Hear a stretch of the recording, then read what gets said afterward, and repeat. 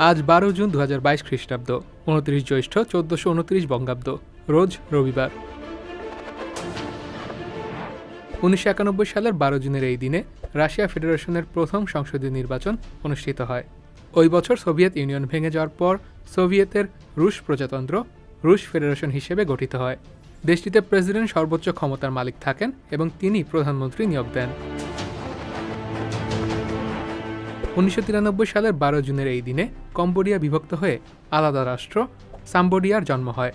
এই দিন দেশটিতে নতুন সংবিধান পাশ হয় এবং রাজতন্ত্র পুনঃপ্রতিষ্ঠা লাভ করে।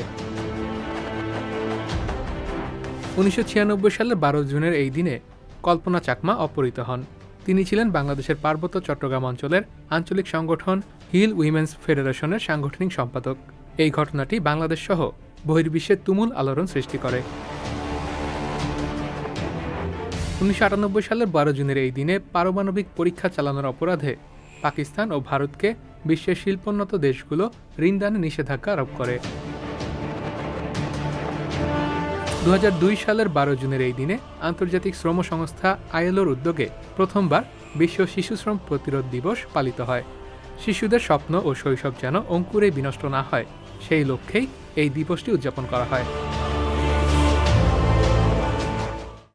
সংবাদ, ফিচার ও অনুষ্ঠানের জন্য ভিজিট করুন সংবাদ প্রকাশের ওয়েবসাইট এবং যুক্ত থাকুন ফেসবুক পেজ ও ইউটিউব চ্যানেলের সঙ্গে।